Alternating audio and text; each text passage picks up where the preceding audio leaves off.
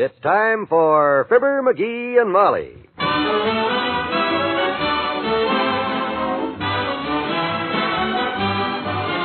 Sundays through Thursdays, NBC brings you Fibber, McGee, and Molly transcribed. The show is written by Phil Leslie and Len Levinson and directed by Max Hutto.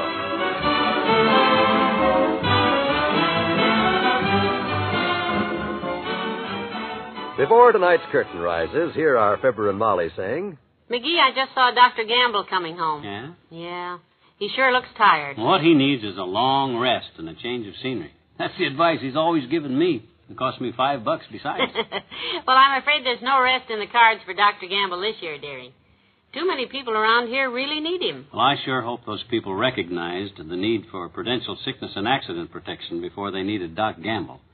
A Prudential insurance company plan like that can sure take a lot of the worry out of any sickness. That's right. It can provide you with a regular monthly income if you can't work at your job. Yes, and pay you for as long as 10 years in case of sickness, and possibly for the rest of your life in case of injury. And the Prudential's income protection plan covers you 24 hours a day for every type of sickness and for injuries received on the job or not. And with the hospital and surgical expense policy in your sickness and accident plan, the Prudential could pay a big part of those swapping bills. Friends, you really ought to ask your Prudential agent to tell you about these wonderful plans tomorrow. It's the kind of day-to-day living protection every family needs.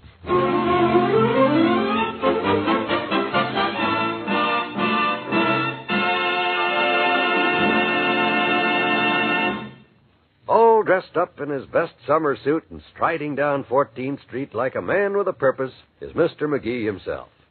He's just been joined by his friend Wally Wimple, who says, My goodness, you certainly look sharp, Mr. McGee. Oh, you look positively natty. Oh, well, thanks, Wimp. I guess I do look kind of natty at that. Want to make a good impression, you know. Impression? Yep. You know Henry Lester, the Grand Exalted Ruler of the Elks. Well, Henry phoned me this morning about a job. He did? Just the kind of job I've dreamed about all my life. The hours are short, pay is long, and boy, what wonderful work. Wonderful? Well, what work? Eating. I beg That's you. all. Merely eating. Going to be a test pilot down at the Fifth Avenue Fine Foods Company. The big canned goods people? A test pilot? You? Oh, well, more of a taste pilot, I guess. Test all the products to make sure they're up to snuff. Try anything new the kitchens have dreamed up. $40 a day. Oh, my.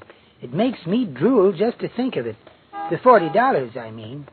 But why, out of all the Elks, did Henry Lester pick you? Why? My educated palate, naturally. Don't forget, I'm chairman of the lunch counter subcommittee of the Elks House Committee. Anytime they're not sure whether something's spoiled or not, they give it to me to taste. Well, I certainly wish you good luck with your new profession, Mr. McGee. And if eating is a profession, you're an old professional, all right. Well, I haven't quite got the job yet, of course, but as soon as I get there and tell them my qualifications... Whoop, hold it, Wimp, hold it. Signal's red. Get run over. Better stay back on the curb here. Look out, Mr. McGee. Hey, what the... My suit. Splash muddy water all over my... Hey, come back here, you dirty splashing runner. Oh, he's gone, Mr. McGee. Oh, are you a mess? Look at that. Dirty sabotager. Muddy water all over my nice, clean-pressed suit. I'd like to get my hands on that guy. I saw the name on the truck, all right. It said, the Careful Cleaners. Careful Cleaners, my mud-puddled pants. That ratted rotten luck. I can't apply for a job with these muddy pants on. Well, you certainly can't apply with them off. Come on. I'll have to get them cleaned. Ought to be a pressing shop in this block. Around the corner or somewhere along here, I seem to recall... Yes, there is a cleaning shop right up there, and... Uh-oh. Look at the name. Careful Cleaners and Dyers. Aha! And there's the truck parked in front. Now, Mr. McGee, take it easy. Don't do anything rash, please. Me? I'm cool as a cucumber, Wimp. You see any nice long 2x4s lying around anywhere? Or maybe a small length of pipe? Or... No, I guess not. Well, I'll just beat him to a pulp with his own coat hangers. That's what I'll just beat him to a pulp with. Oh, dear. I'd better run along then. Good luck with your new job, if you make it. I'll make it all right.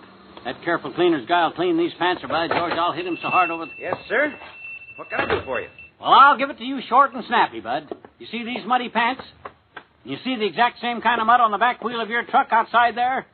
Well, you splashed me coming around the corner back there, and by George, No, not me, mister. The boss, he had the truck. Must have been him done it. Oh. Hey, boss, look what you done to the man's pants. Must have gone out the back way. Dirty coward. Probably heard me coming. Well? Oh, you bring him in any time. I'll be glad to clean him for you. Just ask for Ned. Look, Bud, Ned, or whatever your name is, this is an emergency. I'm on my way to see about a swell job. Taste tester over at Fifth Avenue Foods. I gotta look natty. And I did before your boss ruined my pants. Taste tester? At Fifth Avenue Foods? Yeah. What the heck kind of experience does a job like that take? Takes an educated palate, like I got. I love a good eating. And but what about my pants? Oh, take them off, sir, and empty out the pockets. Here. Step behind the curtain. I'll run them through the dry clean machine, and they'll be as good as new in a jiffy. You sure? Okay. I still got around 10-15 minutes to get there. That enough? Positively. Got the pockets empty? Let me see. Yeah, here they are. Thanks. There, I'm putting it through the works.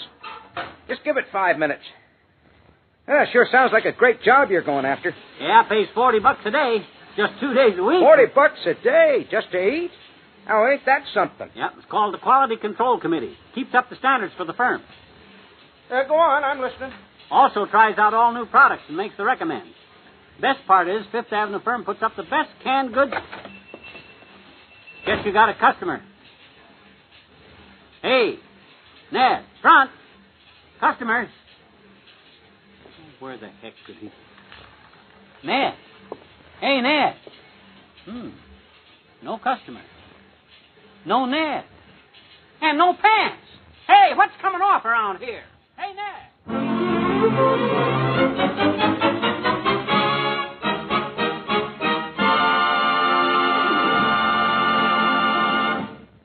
Back to Wistful Vista in a minute.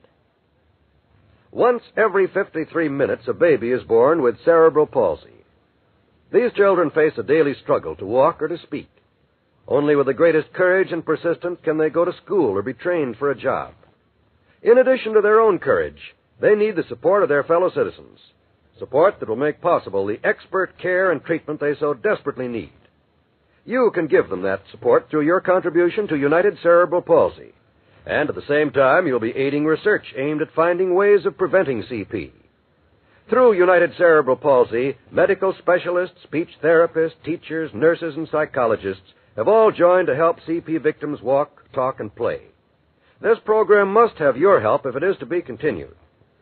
Send what you can and as much as you can to your local Cerebral Palsy affiliate in care of your local postmaster.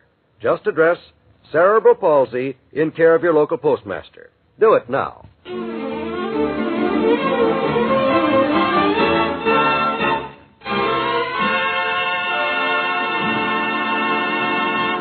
Yeah, Molly, I'm stranded here at the cleaners all alone, and without my pants. Oh, you poor dear. What are you wearing? I got the curtains to the dressing room draped around my waist while I lean out to talk on the phone. And where are your trousers? They're whirring around in the dead-ratted dry cleaning machine, and I'm afraid to touch anything. I pressed one button on the thing a while ago, and a kind of a porthole opened and almost sucked my necktie in. Oh, dear. The man just went away, did he? Half an hour ago. I ought to by rights sue that knucklehead. That's what I ought to do. Sue him for desertion. Look, McGee, do you want me to come down there and bring you another pair of trousers, or what should I do? Oh, I don't know. I'm afraid by the time you get here, that job already will be took at the foods company because I was... Oh, customer. I gotta hide. Goodbye. Hey, Ned.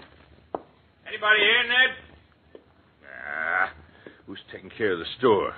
Oh, hi, mister. What are you doing in there? I'm being dry cleaned. My pants, I mean. And let me give you a tip, mister. Don't let them get your pants off you. This joint is one of those... What? Hey, where's Ned? I don't know where Ned is. Stupid jerk put my pants in that machine and then put me in this booth and then went somewhere. South America, I'm beginning to think. Well, he had no business doing that, leaving the place unguarded. I'll say. Here, let me see. Well, money looks okay. Hey, you oughtn't to do that. Oh, why not? It's my money. This is my place. What? Oh, so you're the guy that got me into this mess in the first place. Well, where's the coat hanger? I'll beat your ears Hey, off. mister, no, don't come out here in the store without your pants. What's the matter with you? I'll tell you what's the matter with me. You wheeled your dad-ratted truck around the corner down there half an hour ago and splashed mud all over my fresh, clean pants. What? Now, what's this about my truck? I don't drive the truck. Ned drives it.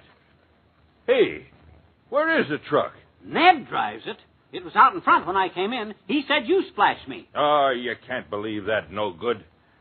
The truck's not out there now. Where'd he splash you? Right where 14th Street all the way up both pants legs crosses Oak. Oh, I tell him and I tell him, but I've told him for the last time, leaving the cash register unguarded and the customers' clothes Yeah, and what about my pants? Well, what about them? They're in that machine there. Oh, that's the wrong machine. That's for felt hats.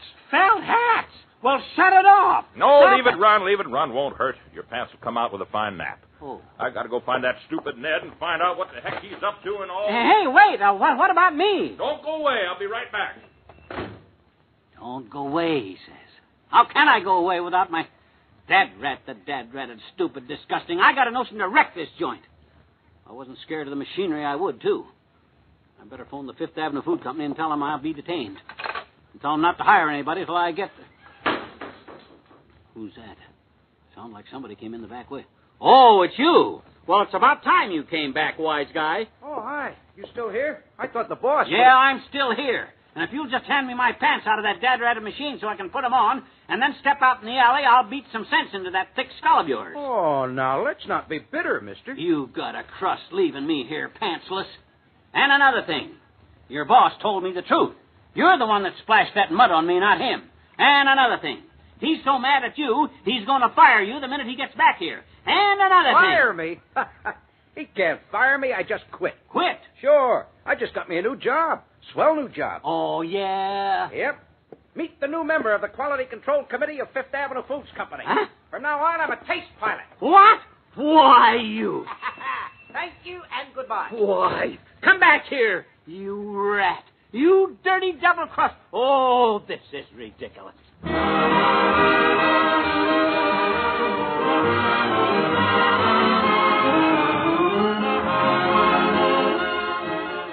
Fibber and Molly will be right back. To some, it might be adventure, but to the men who live it day in and day out, it's just another job. That's the way Detective Sergeant Joe Friday looks at it each week on NBC as he brings you another case file on Dragnet. Starring Jack Webb as Joe Friday, Dragnet is a taut, tense story of your police force in action. These are the men who wait and wait for a small break in the routine that will enable them to close in on the criminals. The payoff? Your city and your family are kept safe. Hear another exciting Dragnet adventure on NBC Tuesday evenings. And for more fine listening on NBC, there's Lux Radio Theater. Each week, a well-known Hollywood star appears in an hour-long adaptation of a memorable motion picture. Both the star and the story combine to bring you more enjoyable listening. And Tuesday evening is People Are Funny Night with Art Linkletter on NBC. From beginning to end, here's a riotous program you're sure to like. More reasons why NBC leads the rest with the best in radio entertainment. The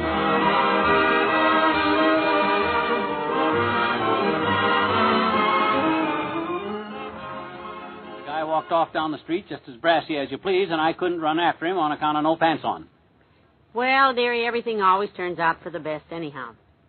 One of your biggest pleasures in life is eating. Oh, sure. That's why I wanted the job. Yeah, but if you spent all day eating at the food company and getting paid for it, you wouldn't be hungry for dinner when you got home, and pretty soon you'd start finding fault with my cooking, and the next thing you know, I'd have to pay you to get you to eat, and you know how long I'd stand for that.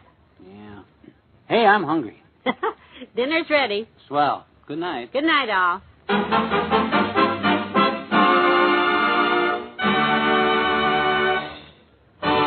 Fibber, McGee, and Molly is an NBC Radio Network production transcribed with Bill Thompson as Mr. Wimple. The cleaner was played by Jack Moyles and the boss by Barney Phillips. This is John Wall saying good night.